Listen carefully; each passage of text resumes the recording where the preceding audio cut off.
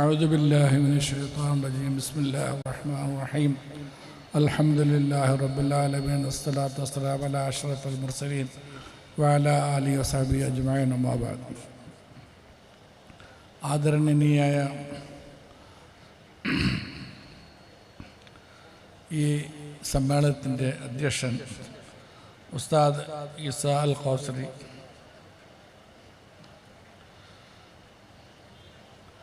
സ്ഥാനദാന പ്രസംഗം നടത്തിയ സയ്യിദ് മഹമ്മൂദ് മദനി സാഹിബ്, ഇപ്പോൾ ഇൻഷാ അല്ലാഹ് മുഖ്യ പ്രഭാഷണം നടത്താൻ പോകുന്ന മൗലാന സക്കരിയ സാഹിബ് സമ്പലി, ഇവിടെ അനുഗ്രഹ പ്രഭാഷണം നടത്തുന്ന നദുമുൽ ഹുദയുടെ ആദ്യ പ്രിൻസിപ്പൽ, ഞങ്ങളെല്ലാവരും ഏറെ ആദരിക്കുന്ന മൗലാന ഇസ്ഹാഖ് അൽ ഖാസിമി, അതുപോലെ തന്നെ പ്രഗത്ഭ മതപണ്ഡിതനും പ്രാസംഗികനുമായ മൗലാന അബ്ദുൽ ഷുക്കൂർ അൽ ഖാസിമി, വേദിയിലും സദസ്സിലുമുള്ള ഉലമാക്കളെ, ഉമറാക്കളെ, ഇതിന് സാക്ഷ്യം വഹിക്കാൻ വേണ്ടി വന്ന, ഇന്ന് ബിരുദം വാങ്ങുന്ന ബഹുമാന്യരായ ഉലമാക്കളുടെയും മുഫ്തിമാരുടെയും കുടുംബാദികളെ, മർഹൂം പി എ ഇബ്രാഹിം ഹാജിയുടെ സന്തതികൾ, കുടുംബാംഗങ്ങൾ, പ്രിയപ്പെട്ട നാട്ടുകാരെ, അസ്സലാമു അലൈക്കും വറഹ്മത്തുള്ളാഹി വബറകാതുഹു. അൽഹംദുലില്ലാഹ്, നമ്മളിപ്പോൾ ഇവിടെ സമ്മേളിച്ചിരിക്കുന്നത് ജാമിയ നജ്മുൽ ഹുദയുടെ 4ാമത് ബിരുദദാന സമ്മേളനവും 44ാമത് വാർഷിക സമ്മേളനത്തിലും സംബന്ധിക്കാനാണ്. അള്ളാഹു ഈ സദസ്സിനെ അനുഗ്രഹിക്കുമാറാകട്ടെ, ആമീൻ.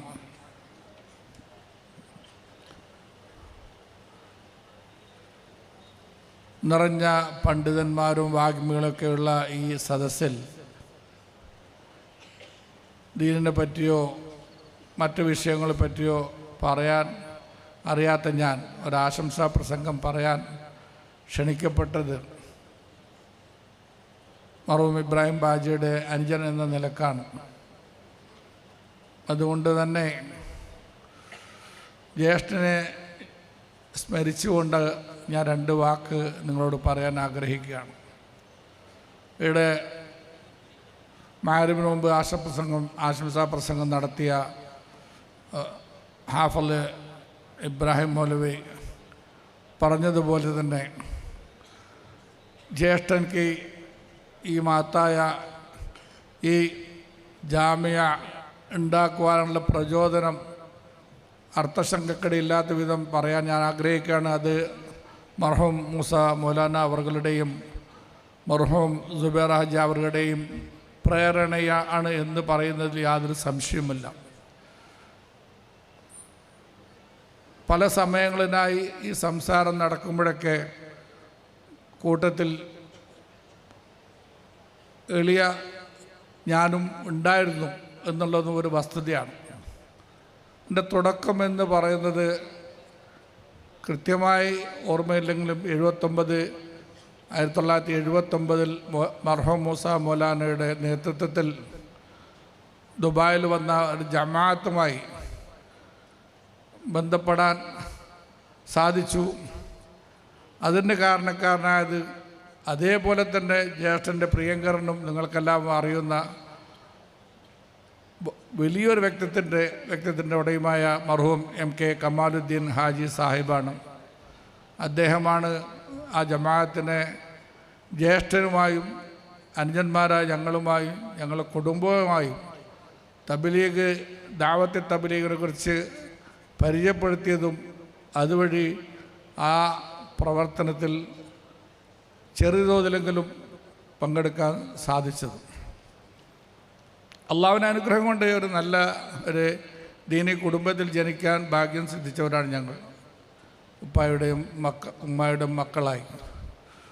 പക്ഷേ ആ സമയത്ത് തന്നെ, അതേ സമയത്ത് തന്നെ ദീനി ബോധം എന്നുള്ളത് ഞങ്ങൾ മനസ്സിലാക്കിയതും അറിഞ്ഞതും മഹത്തായ ദഅവത്തിൻ്റെ പ്രവർത്തനം ബന്ധപ്പെട്ട് ഉലമാക്കളുടെയും മറ്റും പ്രഭാഷണങ്ങൾ കേട്ടുകൊണ്ടും ചെറിയ തോതിൽ ജമാഅത്തിൽ പോയതിന് ശേഷമാണ്.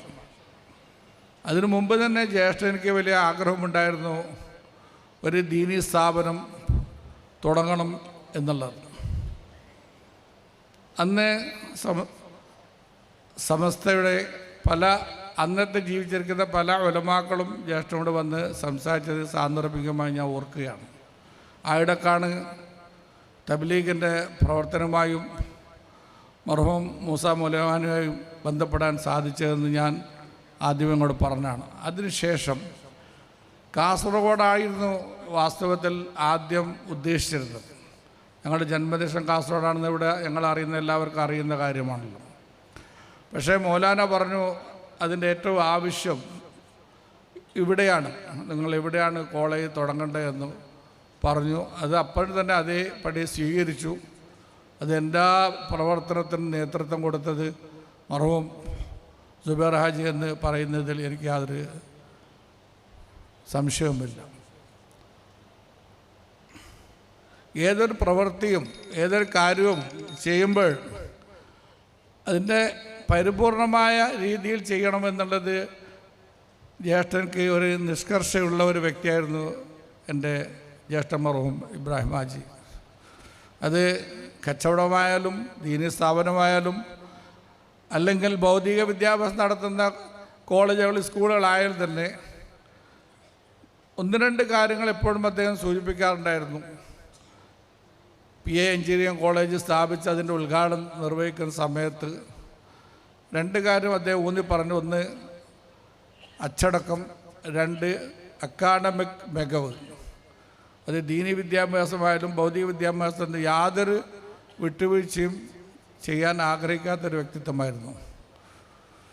അൽഹംദുലില്ലാ ഇസ്ഹാഖ് ഉസ്താദ് ഇവിടെ ഇരിക്കുന്നുണ്ട്. 44 വർഷം മുമ്പ് ഇവിടെ ഈ ജാമിയ ആരംഭിക്കുമ്പോൾ എന്തായിരുന്നു ഇവിടുത്തെ അവസ്ഥയെന്ന് സങ്കല്പിക്കാൻ പോലും സാധിക്കുകയില്ല. വരുന്ന വഴി ഞാൻ ഇന്ന് ഓർക്കുകയാണ്.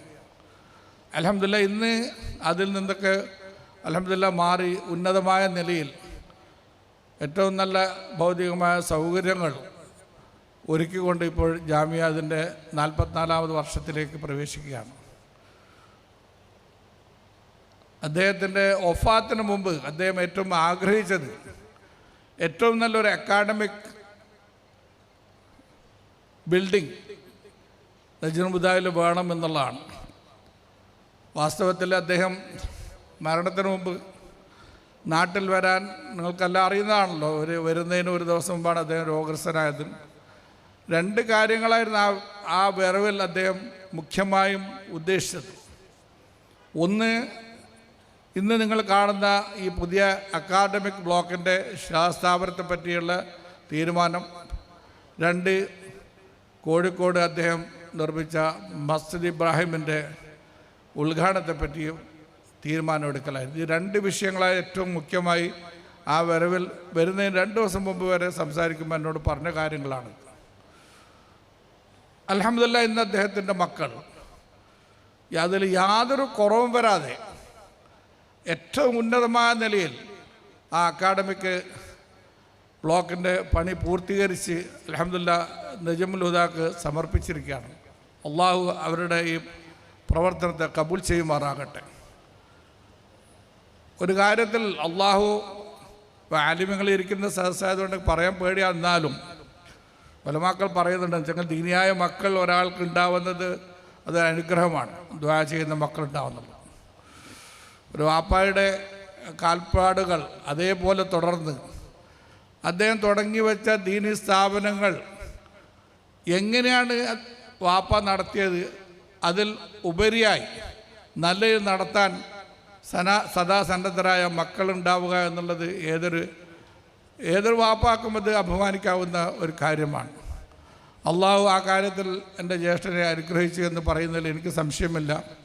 എല്ലാ മക്കളും ദീനിൻ്റെ കാര്യത്തിൽ ഭൗതികതയുടെ കാര്യം എത്രയുണ്ട് അവരെ ഉത്സുകരാണോ അത്രയും തന്നെ ദീനിൻ്റെ കാര്യത്തിലും സ്ഥാപനങ്ങളുടെ കാര്യത്തിലും പള്ളിയുടെ കാര്യത്തിലും അത്രയും തന്നെ ഉത്സുകരാണ്. പടിപടിയായി ഓരോ കാര്യങ്ങളും ജ്യേഷ്ഠൻ ബാക്കി വെച്ച ഓരോ കാര്യങ്ങൾ അവർ പൂർത്തീകരിച്ചു കൊണ്ടുവരികയാണ്. ഇൻഷാ അല്ലാഹ് അത് അദ്ദേഹം ആഗ്രഹിച്ച രീതിയിൽ തന്നെ പൂർത്തീകരിക്കാൻ അള്ളാഹു അവർക്ക് തൗഫീഖ് ചെയ്യുമാറാകട്ടെ എന്ന് ദുആ ചെയ്യുകയാണ്. ഇവിടെ കൂടിയിരിക്കുന്ന ഇന്ന് ബിരുദം വാങ്ങുന്ന ബഹുമാന്യരായ ഉലമാക്കൾ, മുഫ്തിമാർ, സാന്ദർഭികമായി ഒരു കാര്യം ഞാൻ ഓർക്കുകയാണ്. എന്നോട് ഒരാൾ പറഞ്ഞു, നജ്മുൽ ഹുദായിൽ പഠിച്ച ഒരു ഉസ്താദിനെ കുറിച്ച്. ചിലപ്പോൾ അദ്ദേഹം ഇവിടെ ഉണ്ടോയെന്ന് എനിക്കറിയില്ല.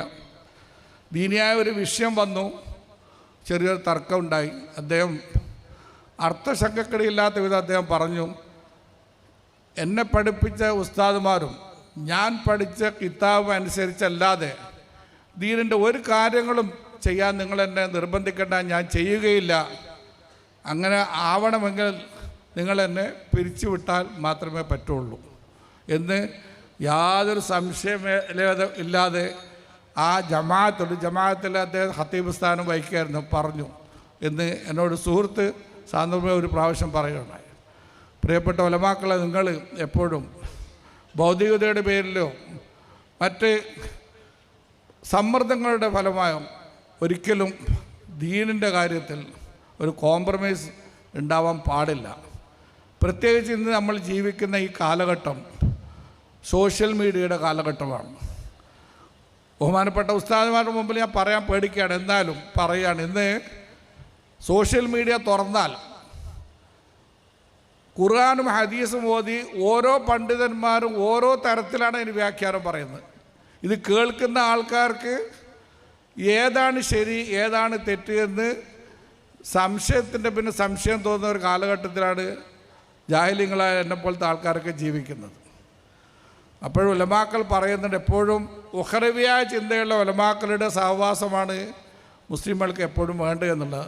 അതിൻ്റെ കാരണം നമ്മൾ മർഹൂം മൂസ മൗലാന എപ്പോഴും പ്രസംഗത്തിൽ പറയുന്ന ഒരു കാര്യമാണ്.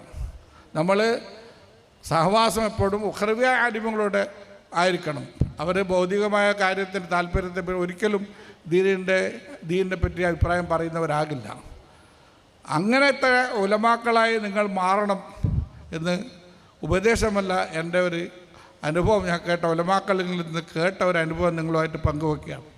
അതുപോലെ നിങ്ങളെല്ലാവരും ചിലപ്പോൾ അറിയുന്ന മഹാപണ്ഡിതനും ദായുമായിരുന്ന സയ്യിദ് ഖാൻ മൗലാന, ജീവിതത്തിൻ്റെ ഭൂരിഭാഗം സമയം മദീന മുനവറയിൽ കഴിച്ചു കൂട്ടിയ മഹാൻ, ദഅവത്തിൻ്റെ പ്രസ്ഥാനത്തിൻ്റെ ഏറ്റവും വലിയ അമരക്കാരനിലൊരാളായിരുന്നു. അദ്ദേഹം ഒരു പ്രാവശ്യം ഉലമാക്കളോട് സംസാരിക്കുമ്പോൾ ഞാൻ കേട്ടതാണ്. ഉലമാക്കൾ ആരായിരിക്കണമെന്ന് പറയുമ്പോൾ അദ്ദേഹം പറഞ്ഞു, രാജ്യത്തെ രക്ഷിക്കുന്ന ഭടന്മാരുടെ ഉത്തരവാദിത്തമാണ് ഉലമക്കളായ നിങ്ങൾക്കുള്ളത്. ദീനിൻ്റെ പരിപൂർണതയിൽ പരിശുദ്ധിയോടുകൂടി വരുന്ന എല്ലാത്തരം അക്രമങ്ങളെന്ന് പറയുന്നതല്ല, എല്ലാത്തരം കാര്യങ്ങളെയും പ്രതിരോധിക്കേണ്ട ഉത്തരവാദിത്വം നിങ്ങൾക്കുള്ളതാണെന്ന് സയ്യിദ് ഖാൻ മൗലാന പറയുന്നത് ഞാൻ കേട്ടിട്ടുണ്ട്. ഞാൻ നിങ്ങളോട് അത് സാന്ദർഭികമായി ഉയർത്തുകയാണ്. പരിശുദ്ധമായ ദീനിൻ്റെ അതിൻ്റെ എല്ലാ നല്ല ഗുണങ്ങളോടും കൂടി നിലനിർത്താൻ, അതിൻ്റെ പ്രചാരകരാവാൻ, അതിൻ്റെ ഭടന്മാരാവാൻ നിങ്ങൾ സാധിക്കട്ടെ എന്ന് അള്ളാഹുവിനോട് ദുആ ചെയ്യുകയാണ്. അതുപോലെ തന്നെ നിങ്ങൾ പരിശുദ്ധമാക്കപ്പെട്ട ദീനുൽ ഇസ്ലാമിൻ്റെയും ഈ നജ്മുൽ ഹുദായുടെയും സന്ദേശവാഹകരുമാവണം. അതും നിങ്ങളുടെ ഓർമ്മയിൽ വേണ്ട കാര്യമാണ്. പിന്നെ ഞാനിവിടെ എൻ്റെ ഓർമ്മ ശരിയാണെങ്കിൽ എല്ലാ സരിതാ സമ്മേളനത്തിലും ഞാൻ ഇവിടെ വന്നിട്ടുണ്ട്. ജ്യേഷ്ഠൻ എപ്പോഴും പറയുന്ന ഒരു കാര്യമുണ്ട്, ഞാൻ ആഗ്രഹിക്കുന്നത് നിങ്ങളെല്ലാവരും ദീനിൻ്റെ വഴിയിൽ, ആ ദീനിൻ്റെ വഴിയിൽ പുറപ്പെട്ടുള്ള ആ പരിശ്രമത്തിൽ പങ്കെടുത്തതിൻ്റെ പേരിലാണ് ഇങ്ങനെ ഒരു ജാമ്യ സ്ഥാപിക്കാനും ഈ മഹത്തായ ഈ രൂപത്തിൽ ഈ ജാമ്യ കാണുവാനൊക്കെ നമുക്ക് സാധിച്ചു. അതുകൊണ്ട് ഇവിടുന്ന് ബിരുദം വാങ്ങി പോകുന്ന എല്ലാ ഉലമാക്കളും ദീനിൻ്റെ പ്രവർത്തനത്തിൽ അല്ല ദീനിൻ്റെ വഴിയിൽ പ്രവർത്തിക്കുന്ന ഇത് യാതൊരുവിധ മടിയും കാണിക്കാൻ പാടില്ല എന്ന് പറയുന്നത് മർഹൂം മൂസ മൗലാനിയും ബാക്കിയുള്ള ഉലമാക്കളെല്ലാം പറയുന്നത് കേട്ട് നിങ്ങളോട് ഞാൻ സാന്ദർഭികമായി അതും പറയുകയാണ്. അൽഹംദുലില്ലാഹ് ഇപ്പോൾ എന്നോട് നിങ്ങൾ പരിചയപ്പെടുത്തിയ മൗലവി പറഞ്ഞു, എൻ്റെ മകനെ പറ്റി പറഞ്ഞു. അള്ളാഹു എനിക്ക് യാതൊരു സംശയമില്ലാതെ പറയാം, ഞാൻ പറഞ്ഞല്ലോ, ഞാനൊരു അള്ളാഹുവിനെ കൊണ്ട് ഞങ്ങളൊരു ദീനിയാ ഉപ്പാൻ്റെയും ഉമ്മാൻ്റെയും മക്കളായി ജനിക്കാൻ ഭാഗ്യം സിദ്ധിച്ചവരാണ്. പക്ഷേ എൻ്റെ മകനെ ഞാൻ ദീന് പഠിപ്പിക്കാനും ഈ വഴിയിൽ അവനെ വിടുവാനും എനിക്ക് പ്രചോദനം കിട്ടിയത് ദഅവത്ത് തബ്ലീഗിൻ്റെ പ്രവർത്തനം ഒന്നുകൊണ്ട് മാത്രമാണെന്ന് യാതൊരു സംശയമില്ലാതെ നിങ്ങളോട് പറയുകയാണ്. അതുകൊണ്ട് ഇൻഷാ അല്ലാഹ് ഇവിടെ പങ്കെടുത്ത് ഇവിടെ കൂടിയിരിക്കുന്ന രക്ഷിതാക്കളിൽ നിങ്ങൾ മക്കളെ ആലിമീങ്ങളും ആഫലീങ്ങളും നിങ്ങളുടെ കുടുംബത്തിൽ ഇല്ല എങ്കിൽ നിങ്ങളുടെ കുടുംബത്തിൽ ഇൻഷാ അല്ലാഹ് മക്കളെ അല്ലെങ്കിൽ മക്കളെയും കൂടെ ആ രീതിയിൽ ഇന്നലെ മൗലാന പറഞ്ഞ പോലെ ആഫലീങ്ങളും ആലിമീങ്ങളും ആക്കുവാൻ നിങ്ങൾക്ക് ഒരു പരിശ്രമം ഉണ്ടാവണമെന്ന് സാന്ദർഭികമായി ഓർമ്മിക്കുകയാണ്. പണ്ട് കാലങ്ങളിൽ പറയുന്ന ഒരു വാക്കുണ്ട്, പാവപ്പെട്ടവരാണ് ദീൻ പഠിക്കുക എന്നുള്ളത്. ഇന്നതിൽ മാറിപ്പോയി. പാവപ്പെട്ടവരും ഉമറാക്കളിൽപ്പെട്ട മക്കളും കുട്ടികളുമൊക്കെ ദീൻ പഠിച്ചു കഴിഞ്ഞെങ്കിൽ ദീനിനെ അതിൻ്റെ സ്വതന്ത്രമായ രൂപത്തിൽ അള്ളാഹും റസൂലും പറഞ്ഞ രൂപത്തിൽ പറയാനുള്ള ധൈര്യം ഉണ്ടാവുള്ളൂ. അതിൽ ഭൗതികമായ വിജയം നിങ്ങൾക്ക് ഒരു തടസ്സമാകാൻ ഇപ്പോഴും പാടില്ല. അതാണ് ഈ മദ്രസ സ്ഥാപിക്കാൻ പ്രേരകരായ മർഹൂം മൂസ മൗലാനിയും ഞാൻ പറഞ്ഞ നമ്മളെ മർഹൂം സുബൈർ ഹാജിയും ജ്യേഷ്ഠനൊക്കെ ആഗ്രഹിക്കുന്നത്. ആ തരത്തിലുള്ള ഉലമാക്കളായി അല്ലെങ്കിൽ മുഫ്തിമാരായി മാറാൻ അള്ളാഹു നിങ്ങൾക്ക് സദാസമയം അള്ളാഹു നിങ്ങളെ സഹായിക്കുമാറാകട്ടെ എന്ന് പ്രാർത്ഥിക്കുകയാണ്, ദുആ ചെയ്യുകയാണ്. ഇൻഷാ അല്ലാഹ് നജ്മുൽ ഹുദ ഇനിയും വിജയത്തിൻ്റെ മേൽ വിജയം ഉയർന്നു വന്ന് കാണുവാൻ സർവശക്തനായ അള്ളാഹു നിങ്ങൾക്കും നമ്മൾക്കും അള്ളാഹു തൗഫീഖ് ചെയ്യുമാറാകട്ടെ. ഇതിനുവേണ്ടി പ്രവർത്തിക്കുന്ന മർഹൂം ഇബ്രാഹിം ഹാജിയുടെ മക്കൾക്കും ഇൻഷാ അല്ലാഹ് ഈ വഴിയിൽ തന്നെ മുമ്പോട്ട് പോകാൻ അള്ളാഹു തൗഫീഖ് ചെയ്യുമാറാകട്ടെ എന്ന് ദുആ ചെയ്തുകൊണ്ട് നിങ്ങൾക്ക് ഇന്ന് ബിരുദം വാങ്ങുന്ന എല്ലാ ഉലമാക്കൾക്കും ദീനിൻ്റെ പ്രവർത്തനത്തിലും അവരുടെ എല്ലാ കാര്യങ്ങളും അള്ളാഹു സഹായിക്കുമാറാകട്ടെ ദുആ ചെയ്തുകൊണ്ട് നിർത്തുന്നു. വആഖിറു ദഅവാന അനിൽ ഹംദുലില്ലാഹി റബ്ബിൽ ആലമീൻ. അസ്സലാമു അലൈക്കും വറഹ്മത്തുള്ളാഹി വബറകാതുഹു. ശുക്രൻ, ജസാക്കുമുല്ലാഹു ഖൈറ. അടുത്തതായി ബിരുദം കരസ്ഥമാക്കുന്ന ഉലമ